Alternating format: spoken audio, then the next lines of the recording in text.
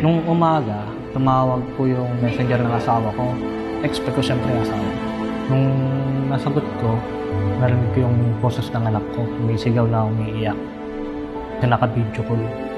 Tingin ko, nakabagsak yung asawa ko sa CR.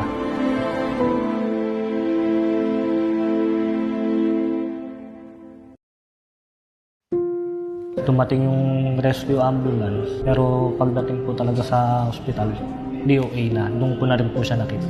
Hindi ko alam kung yung bakit nakaganon yung asawa ko doon. Hindi ko alam kung bakit ano nangyari sa kanya na gano'n. Na-update ako nung anak ko kung nasaan sila nung time na yon. Tapos sabi ko, sige. Sabi ko, sino kasama mo dyan? Sabi niya, yung mga kapitbahay po, tsaka yung barangay po. Sabi ko, sige, dyan ka lang. Tapos yung next na Papa, saan ka na ba? Wala na si Mama. Yun. Hindi ko opinion. Ilagay ko lang sa bag. Kasi ayoko eh. Sabi ko, hindi pa pwede. Kita ko yung anak ko. Punta ko yung sa ambulance. Kita ko nga. Pinuntahan ko yung doktor sa loob kung pwede niya pang i-revive. Wala na raw. Almost 30 minutes na siya nasa labas. Tumating daw dito is DOA na. Kaya yun. Hindi ko na naman pinipilit ko pero wala na talaga. Kaya yun. Simula nun. Hindi ko na alam yung nangyari nun. Yun lang yun. Hindi ko na alam kung ano pa yung mga sumunod na mga naririnig ko. Kasi wala na akong tulig na ako. Yun lang.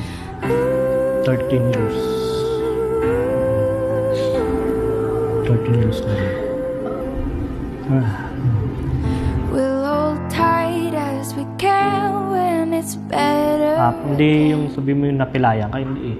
Nabaldado ka ng kalahati. That'll sustain me for now.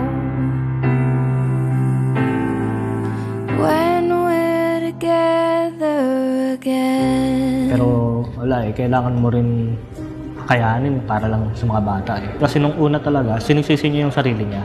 Sabi niya, kung hindi lang din ako nakatulog na maaga. Sabi ko, huwag mong intindihin yun. Huwag mong say ng sarili mo, ang aksidente. Na walang din ako ng trabaho. Kailangan kasi tutukan yung maliit. Wala kasing nag-aalaga sa maliit. Buti na lang na kumuha ko ng Silpro sa OBI. Malaking tulong to para sa amin. Kasi makapagsimula kami kahit paano. By March 2022. Dahil kay Sir Marvin sa FB post lang. Yung pagkakuha ko, sabi niya, ikaw yung pinaka-main account holder, pero meron ding account si Mrs. Na covered na nga kami ni Orbix Victus na thank you po sa OBI, Orbix Victus po. Dahil po sa makiklaim ko sa asawa ko, makapagsimula po kami ulit ng pagbabago. Na ito, magkakaroon kami ng panibagong panimula ng mga anak ko.